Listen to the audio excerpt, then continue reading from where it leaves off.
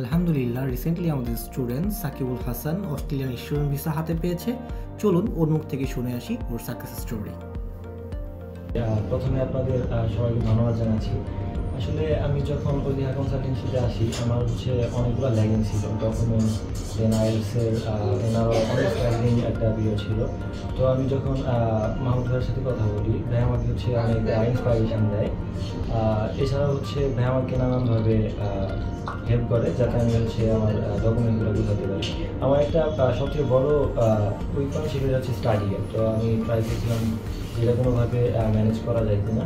তো ভাইয়া আপনার বিভিন্ন ডকুমেন্টেশন দিয়ে হেল্প করে আমার এই প্রবলেমটা সলভ করে, অ্যান্ড অতঃপর আল্লাহর রহমতে আমার ভিসাটা হলো। তো সব মিলে আমি খুবই খুশি এবং টিম ওজিহা কনসালটেন্সিকে আমার পক্ষ থেকে আন্তরিক শুভেচ্ছা অভিনন্দন জানাচ্ছি, ধন্যবাদ জানাচ্ছি। ওকে, আসলে হয় কি যে আমাদের একটা জার্নিতে আমাদের পরিবারের লোকজন আমাদের প্রচুর সাহায্য করে।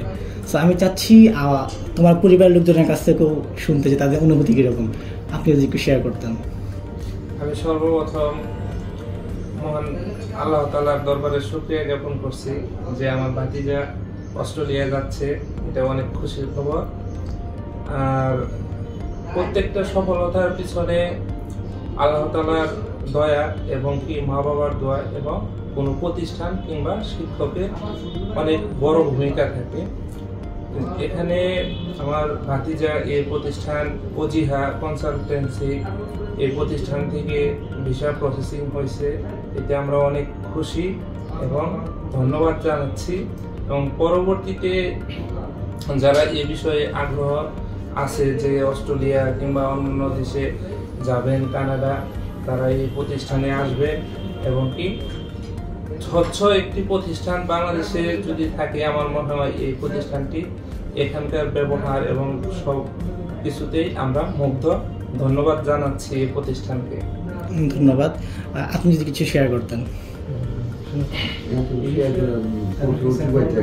আমার ছোট ভাই ওর যে অনেক দিনের আশা ছিল, বা ওদের ফ্যামিলি সবার একটা মনের আশা ছিল, তো সেটা এই প্রতিষ্ঠানের মাধ্যমে সেটা পূরণ হয়েছে বা আল্লাহ তাআলা রহমত করছে। এই বিষয়ে আসলে ওইভাবে খুশিটা প্রকাশ করার মতো, এখনো প্রকাশ করলে হয়তো বোঝানোর মতো নয়। নিজের খুশিটা এটা শুধু নিজেই অনুভব করা যায়। আসলে এই বিষয়ে আমার আঙ্কেল মামা উনি কিছু বলছে, বা আমার ছোটো ভাই, সবারই একই অনুভূতি, এটা বোঝানোর মতো না। আর হয়তো এখন মুখে বললেও এটা বোঝানো সম্ভব না। জাস্ট শুধু কোম্পানি এবং আমি আল্লাহর দরবারে শুকরিয়া আদায় করি, আলহামদুলিল্লাহ। আর কোম্পানিকে ধন্যবাদ জানাই, যেন আরও যদি কেউ এই প্রতিষ্ঠানে বা তার স্বপ্ন পূরণ করতে চায়, তাহলে আমার মনে হয় এই প্রতিষ্ঠানের সাথে বা কর্মকর্তাদের সাথে যোগাযোগ করুক এবং তাদের উপর ভরসা রাখুক। আল্লাহর রহমতে ইনশাআল্লাহ তাদেরও স্বপ্ন পূরণ হবে ইনশাআল্লাহ। আমরা আশা করছি। ধন্যবাদ।